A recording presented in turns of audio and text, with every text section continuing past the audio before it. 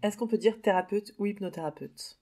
Question vieillissante, question d'actualité un petit peu, parce que sur Internet, sur les sites Facebook, on a un article qui ressort, qui date de septembre 2022, de l'UPSME, l'Union professionnelle au service des micro-entrepreneurs, qui nous indique dans son article très clairement qu'on ne peut pas dire thérapeute en micro-entreprise.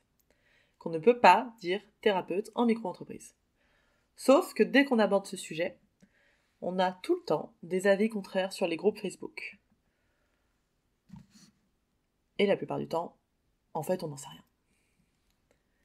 Donc, on va demander à plusieurs personnes. Donc, j'ai essayé de creuser un petit peu le truc, notamment l'article de l'UPSME, pour savoir un peu d'où ça leur venait cette idée qu'on ne peut pas, limite on n'a pas le droit, et si on le fait, on est dans l'exercice illégal de la médecine d'utiliser le mot thérapeute, puisque ça va aller influer sur tous ceux qui mettent le mot hypnothérapeute, ceux qui mettent le mot psychothérapie, praticien en psychothérapie, parce qu'on feinte et qu'on n'a pas le droit de dire psychothérapeute, mais qu'on est praticien dans ça. Et donc, dans cet article, qu'est-ce qu'il y a? Dans cet article, il n'y a déjà pas de source de ce rappel à l'ordre de la DGCCRF, qui a rappelé à l'ordre d'une réflexo qui utilisait le mot thérapeute. Malheureusement, on n'a pas la source. Par contre, ce qui est bien sur Internet, c'est que si tu n'as pas une source quelque part, tu l'as ailleurs. Victoire, on a trouvé la source. Donc, dans l'article qu'on va prendre le plus important, finalement pour nous, ce sera celui direct de la DGCCRF. C'est un petit peu le podcast avec les mots à rallonge, c'est genre des chiffres et des lettres, tu vois. Je te donne des chiffres, des lettres, pardon. Je te donne des lettres et toi tu fais un nouveau mot avec.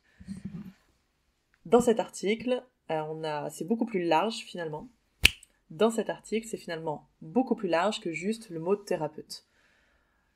Il n'y a rien d'écrit sur le fait que le mot thérapeute est non utilisable et que c'est ça qui va nous amener à un exercice illégal de la médecine.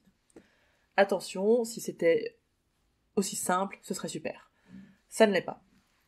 Donc, l'article de base de la DS machin, des trucs des micro-entrepreneurs, a que le mot thérapeute signifie guérir des maladies. Et donc, de ce principe-là, on pourrait tomber en effet dans un potentiel exercice illégal de la médecine, puisque on serait dans une pratique commerciale trompeuse. Il rappelle l'article intéressant là-dessus, sont réputées trompeuses au sens des articles L121.2 et L121.3, les pratiques commerciales qui ont pour objet d'affirmer faussement qu'un produit ou une prestation de service est de nature à guérir des maladies, des dysfonctionnements ou des malformations. C'était le point législatif. Donc ça, déjà, c'est vrai que si on utilisait le mot thérapeute, on pourrait se dire, tiens, est-ce qu'on ne tombe pas dans ce truc de pratique commerciale trompeuse, donc on est en train de dire aux gens qu'on guérit une de leurs maladies. Comme le mot thérapeute n'est pas encadré, et ça on va le voir dans un rapport de l'ordre des médecins qui est assez clair là-dessus, eh bien non, on ne tombe pas qu'avec l'utilisation de ce mot dans cette problématique-là. Mais lisons plus largement le texte de la DGCCRF, donc eux ils se sont amusés entre guillemets, à faire deux enquêtes, une en 1999, pas du tout, en 2019. Une en 2019 et une en 2020-2021. Dans la dernière enquête 2020-2021, c'était plus axé tout ce qui est Reiki, énergétique, etc. Ils ont fait quand même un large panel de médecine parallèle, ou de... Ah, c'est compliqué, on sait pas trop comment les appeler. Eux, ils ont un mot pour ça.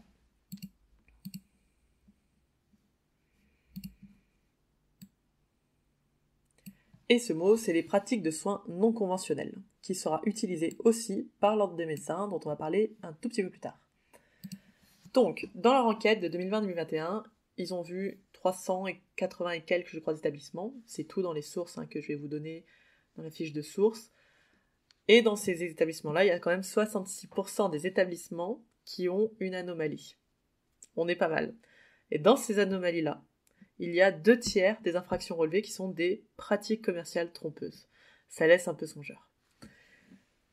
C'est intéressant puisque nous, on pourrait être sur cette corde raide, sur cette corde tendue, pas tendue, on sait pas trop, sur le mot hypnothérapie. Est-ce qu'on est en train, sans le vouloir, on va dire qu'on est de bonne foi, de faire une pratique commerciale trompeuse et donc de tromper nos futurs clients? Nous avons trouvé, je dis nous, moi et les personnes dans ma tête, avons trouvé un rapport datant de 2023 de l'Ordre des médecins, spécifique sur un super thème, les pratiques de soins non conventionnelles et leurs dérives, état des lieux et propositions d'action. Donc ils nous ont fait 88 pages, plutôt bien foutues, de synthèse, 88 pages quand même, où ils expliquent ce que c'est qu'une pratique de soins non conventionnels. À la fin, il y a même des petites fiches spécifiques pour chaque pratique de soins non conventionnels, et on a notre petite fiche hypnose, parce qu'on est des petits chanceux. Donc, qu'est-ce que ça dit dans ce rapport ? Je vais pas tout faire tout le rapport, mais il y a deux choses que j'ai en tout cas mis en exergue. Au début, il parle du mot médecine. Et c'est vrai que ce mot médecine, il est intéressant pour nous, parce qu'on pourrait se dire, quand on dit médecine ayurvédique, médecine chinoise, etc., est-ce que c'est pas quand même plus une pratique commerciale trompeuse que mettre thérapeute, hypnothérapeute ? Et donc il est écrit qu'aujourd'hui, n'importe qui peut se prévaloir d'une activité professionnelle comportant le mot médecine chinoise, médecine ayurvédique. Toutefois, le seul fait d'indiquer le mot médecine ne suffit pas à caractériser un exercice illégal de la médecine pour la Cour de cassation. Et là, il rappelle un arrêté du 16 octobre 2008, etc. Donc, c'est intéressant, s'il y a juste le mot médecine, ce n'est pas suffisant. On pourrait assez facilement mettre sur le même angle le mot thérapeute. On le fait, mais ça c'est un avis très personnel, légalement, je ne sais pas si ce serait possible ou pas. Mais c'est intéressant déjà de se dire le mot médecine, il n'est pas encadré pour l'instant, et donc s'il y a juste ça qui est utilisé, il n'y a pas d'autres problèmes dans la com de cette personne, on ne peut pas le mettre directement dans l'exercice illégal de la médecine. Et je pense, je le redis, c'est un avis très personnel, je pense que pour le mot thérapeute ou hypnothérapeute, c'est exactement la même chose. S'il n'y a que ça, ça va être difficile de dire que vous êtes en train de prendre la place d'un médecin. Le problème actuellement, c'est qu'il n'y a pas que ça sur les sites d'hypno, que en tout cas ceux que je vois. Mais on y vient.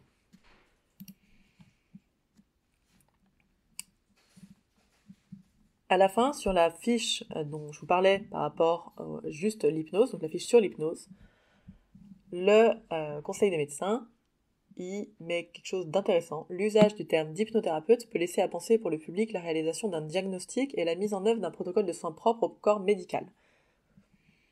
Peut laisser à penser. On n'est pas sur une certitude. Le spectre des domaines pouvant être abordés par l'hypnothérapeute est large et recouvre certains champs qui sont habituellement traités par la médecine conventionnelle, état dépressif, douleur chronique, mal-être sans cause précise, burn-out, sevrage en hypnotique. Donc tout ça fait partie de la médecine conventionnelle. Attention donc à ce qu'on accompagne et à ce qu'on met sur nos sites internet, etc. Et ils finissent en disant le risque essentiel est d'écarter les patients présentant des pathologies graves des traitements dont l'efficacité a été démontrée, ce qui peut entraîner une perte de chance ou un risque vital pour ces patients. Bon, hyper intéressant tout ça. Donc, nous, comment on peut se positionner là-dedans ? L'Ordre des médecins, qui pour l'instant n'a pas de pouvoir législatif direct, mais à mon avis a un certain poids dans la balance, rappelle dans son rapport qu'on doit faire attention aux dérives thérapeutiques. Et nous, on va essayer de ne pas tomber dans ces dérives thérapeutiques, puisqu'on aimerait bien garder notre métier, qu'on trouve intéressant, puisqu'il vient être complémentaire à plein d'autres métiers comme psychologue, ces gens qui n'ont plus aucune place pour voir des patients clients. On peut accompagner, nous, sur de l'émotionnel, sur plein de choses qui seraient vraiment très intéressantes dans des pratiques communes. Ce que je disais tout à l'heure, c'est que si tu utilises que le mot thérapeute ou hypnothérapeute, praticien en psychopratique, des choses comme ça, on sait tous qu'on est en train de jouer sur les mots, on sait tous qu'on est à la limite, et le problème c'est que cette limite elle est très rapidement franchie en rajoutant des conneries. C'est quoi les conneries ? Ça va être de s'amuser à mettre par exemple qu'on guérit tous les mots en fait qui sont en rapport avec le médical. C'est très simple. Guérison, maladie, allergie, ça j'y reviendrai, merci Synapse, burn-out, enfin voilà, toutes les choses qui dépendent de la médecine conventionnelle. Si vous dites que vous êtes en train de les soigner, de les guérir, eh bien évidemment que ça va faire un ensemble de preuves qui ne vont pas dans un bon sens, qui vont plus dans un sens d'exercice légal de médecine. Et ça va plus loin que ça, c'est pas juste sur nos coms, c'est aussi où est-ce qu'on pratique. Si on est, par exemple, dans un cabinet partagé médical, et qu'on n'a pas mis très très clairement que nous n'étions pas de profession médicale, eh bien, ça peut porter à confusion. Nous, on le voit de notre fenêtre, on se dit, ah non, c'est évident que je suis pas médicale parce qu'on a notre biais du savoir, on a tous nos biais à nous, on projette. on se dit, les clients aussi vont se rendre compte. Mais non, les clients ne veulent pas forcément se rendre compte, puisque quand, par exemple, tu es dans un cabinet médical, on a aussi vu des hypnos qui portent des blouses blanches, qui ont des fois des logos qui ressemblent à des caducées. Beaucoup de choses qui te font croire, tu vois, t'amènent ce truc de « tiens, ça ressemble à de la médecine ». Et je comprends pourquoi c'est fait. C'est pour augmenter l'autorité et donc la confiance qu'on peut avoir dans le praticien. Mais c'est complètement contre-productif, à mon avis. Nous ne sommes pas des médecins, nous ne sommes même pas des psychologues, nous n'avons pas fait les études pour ça, et nous n'avons pas à faire le travail que eux y font. Même s'ils le font mal dans vos idées ou je ne sais quoi, et que vous êtes mieux, ou que votre technique elle est mieux, on s'en fout, puisque vous n'allez pas le faire. Donc, attention à vos coms, à ce que vous oubliez de mettre, voilà, par exemple, porter la blouse blanche, c'est trop... là, c'est même plus, on n'est plus sur la corde, on est tombé complètement de l'autre côté, en fait. Ou si, par exemple, vous êtes infirmier et que vous mettez très en avant le fait que vous êtes infirmier et infirmière, ça rapporte encore au milieu médical. Je rappelle encore que les infirmiers et infirmières n'ont pas le droit de mélanger infirmier et hypno, par exemple. C'est interdit par l'ordre des infirmiers. Donc, on fait attention à ce qu'on fait pour pas que les clients croient qu'ils vont voir quelqu'un qui dépend du médical parce qu'ils ont du mal à faire la différence entre psychologue, psychiatre, psychanalyste, psychothérapeute, psychopratique, hypnothérapeute, etc., etc. Quand on met tous les titres comme ça à coller, c'est sûr que c'est pas simple pour le client en face de faire la différence entre tout ça, et c'est de notre responsabilité d'être le plus clair possible dans nos communications. Donc quel problème avec tout ça? Pourquoi est-ce que ça pose problème? Alors déjà parce que vous pouvez faire vraiment taper sur les doigts pour de l'exercice illégal de la médecine, ou des rappels à l'ordre, des choses comme ça coûte cher. Et on n'a pas envie. Mais en allant plus loin que juste, tiens, je vais perdre de la thune, et peut-être mon métier. Déjà, on ment à nos clients, donc on peut les décevoir énormément, et ça peut avoir un gros impact sur eux en termes de perte de confiance dans tous les hypnothérapeutes peut-être, dans les pratiques non conventionnelles, dans la médecine, voilà. C'est des gens qui sont parfois très en souffrance, qu'on voit, qui ont déjà été très déçus. Si en plus nous on commence à promettre monts et merveilles, ça peut être très violent pour eux. La posture qu'on prend en termes de praticien, elle est complètement à l'ouest, en termes de toute puissance et de sauveur. Quand je commence à mettre que je guéris, que j'ai une action sur de la douleur, etc., que je fais de belles promesses, bien marketing, on est en train de prendre des postures très très inquiétantes, que ce soit en mettant l'hypnose en avant comme la baguette magique, comme la grande dame, comme l'art qui fait qu'on peut tout régler avec ça, ou que ce soit pour nos petits égos personnels. On essaye vraiment de lutter contre ce truc de baguette magique de l'hypnose. On sait actuellement que l'hypnose n'est pas efficace pour tout, loin, loin, loin de là.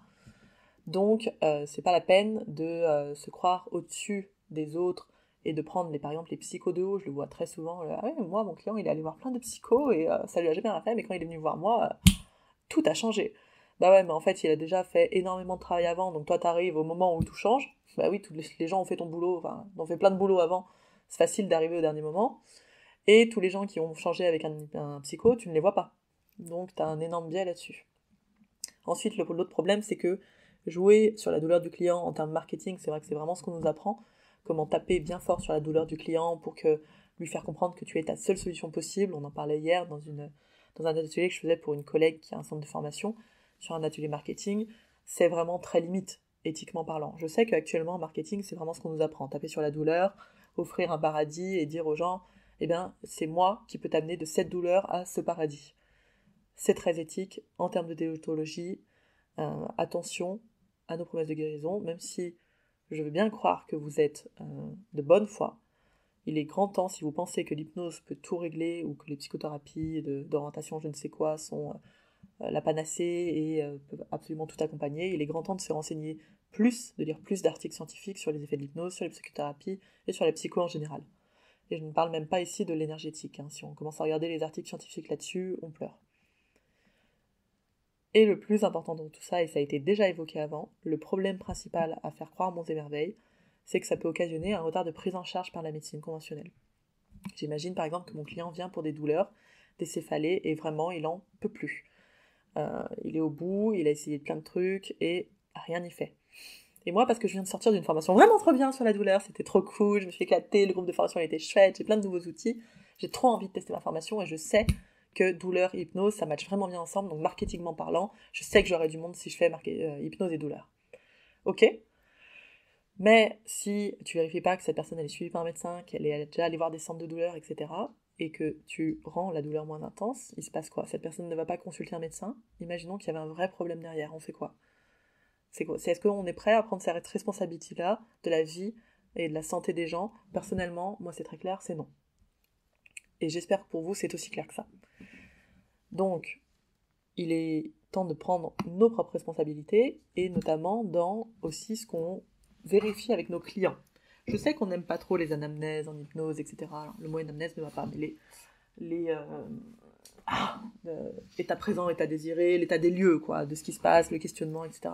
On veut vite aller à l'hypnose, on veut pas trop se prendre la tête. Mais dans ce questionnement-là, on zappe un truc qui est essentiel, c'est de demander comment les gens sont suivis, notamment quand ils viennent pour quelque chose de physique, que ce soit des douleurs, que ce soit une maladie comme la dépression, comme une addiction, des choses comme ça. On ne demande pas aux gens quel médecin ils vont voir, et quand on leur demande, on ne vérifie pas. Et il est de votre devoir, de notre devoir, de vérifier ces infos-là, puisque on sait très bien que dans les addictions, on a une petite tendance à mentir, par exemple, et que la personne peut avoir honte de ne pas l'avoir fait. Il y a plein de raisons pour lesquelles elle vous ment, en fait. Ou elle se ment à elle-même, c'est pas un problème. Mais c'est à nous d'aller prendre contact avec les médecins, les psychiatres, les addictos, etc. et de faire des suivis ensemble. Peut-être qu'on se fera envoyer chier, il n'y a pas de problème, mais au moins on a vérifié que cette personne est suivie autrement que par nous. Et ça, c'est vraiment hyper important. Donc ça, dans les questionnements des clients qui viennent vous voir pour des choses qui ressemblent à de la maladie ou qui sont des maladies, il faut que vous ayez contact avec un médecin. Donc, ça, c'est nos responsabilités. Attention à nos coms, attention à un mot qu'on utilise, attention à ce qu'on accompagne. Et la responsabilité des écoles de formation, j'ai déjà cité Psynaps, qui continue d'enseigner des protocoles sur les allergies, tranquillement, ou d'autres types d'écoles de formation. Par exemple, moi, à l'IFPNL, ça fait 13 ans, donc je ne sais pas s'ils continuent à le faire. Ils enseignaient aussi ce protocole. Non, on arrête. On arrête de faire croire ça à nos clients, on arrête de leur faire croire qu'ils peuvent tout accompagner. Et il est temps vraiment d'être carré là-dessus et de ne pas faire n'importe quoi. Parce qu'après, on a des stagiaires, des nouveaux pratiquants qui arrivent, qui mettent sur leur site internet n'importe quoi, et qui se disent « Ouais, mais moi, dans mon école de formation, on m'a dit que c'était possible. Et puis je l'ai vu en démo, j'ai trouvé que c'était super. Et ça a bien marché. » Bah ouais, mais en fait, t'as pas le droit de le faire. C'est de la légalité, et comme personne ne parle de la légalité dans les écoles de formation, on a un gros problème. Pas toutes les écoles, puisqu'il y en a certaines qui ont déjà commencé à changer les choses, notamment par exemple l'Arche, avec le terme hypnologue. Personnellement, j'accroche pas trop avec le terme hypnologue, mais j'accroche avec le terme depuis le début de ma pratique de praticienne en hypnose. Il y a énormément de possibilités, je trouve que praticien en hypnose, ça devient assez intéressant. Des gens qui adorent hypnothérapeute, vous pouvez continuer à l'utiliser, mais attention à ce que vous mettez à côté, quoi. Voilà. Donc, en bref, on a tous fait des erreurs dans nos coms, on est tous en train d'essayer de trouver le juste milieu, la bonne façon de communiquer, que ce soit assez bien pour quand même avoir des clients et en même temps éthique et déontologique, donc c'est bien normal de faire des boulettes. Actuellement, attention aux fausses informations que vous donnez, à ce que vous pouvez faire croire sans le vouloir à vos clients. Les titres de thérapeute et hypnothérapeute ne sont pas encadrés, peut-être qu'ils le seront à terme. Prenez de l'avance, dirons-nous, faites attention à ce que vous dites et à comment les gens vous voient. Oublions pas que les clients ne sont pas de notre milieu, donc ils ne savent pas faire la part des choses parfois. C'est à nous de leur simplifier les choses en étant très très clairs. Et non, une mention ne remplace pas un accompagnement psychologique et médical, ne suffit pas si à côté on guérit des maladies.